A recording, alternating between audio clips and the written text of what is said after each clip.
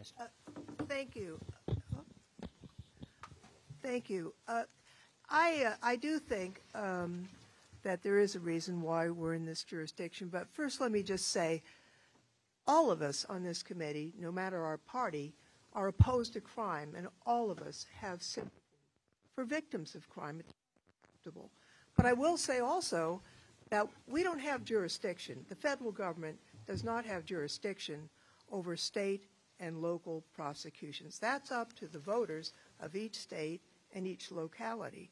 But if we were going to have a hearing that we have no jurisdiction to deal with, I think we might go to a place in the Speaker's District, which has much higher crime rates than New York City.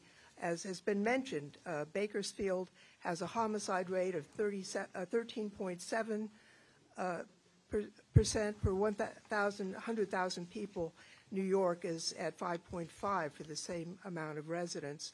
And I'll note also that 100% of the fatal officer-involved shootings involved a gun.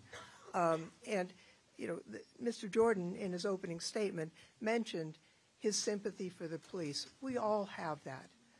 I also have sympathy for the officers who defended us against a MAGA mob, unlike some members on the other side of the aisle.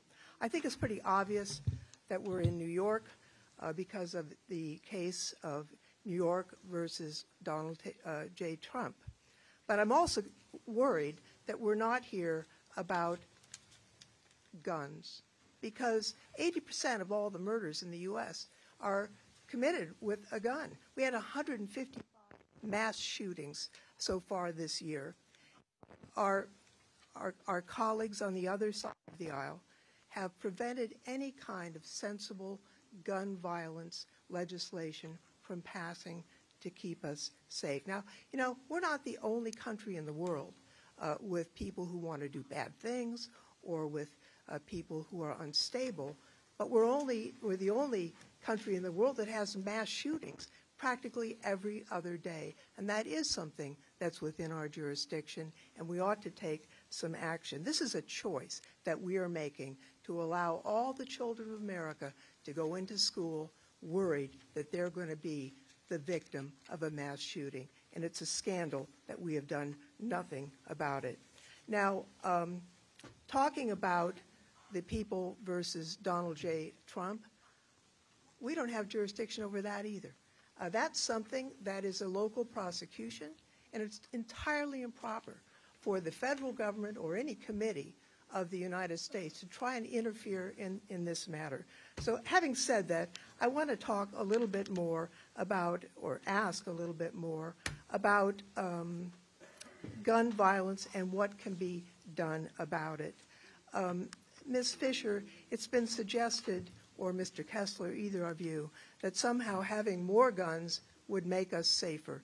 Do the statistics actually back that up, that having more guns makes for a safer community?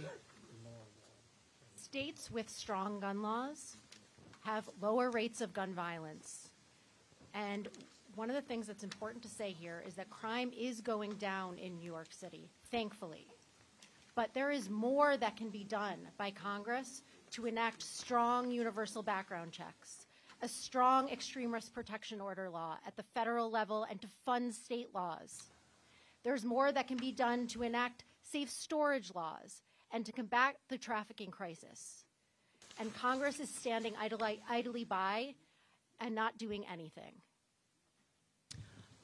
Let me ask you about, some of our colleagues have suggested that we defund the prosecutor's office here in Manhattan.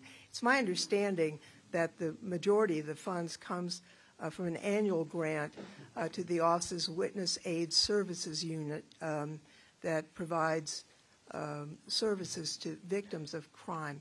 What would the impact be of eliminating those services, if you know, Ms. Kessler?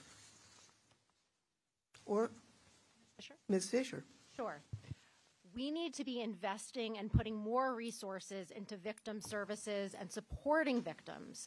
As you heard here today, We need to be giving victims more mental health support, more social support. We need to be helping them find access to compensation, not only for funeral expenses, for hospital expenses, to make up for lost income. Let me just say, I want to thank all the witnesses, including the victims of crime. I fear that you are being used for a political purpose despite your sincerity. Gentlelady's time has expired. Gentlelady's, the committee will be in order. The gentlelady's time has expired.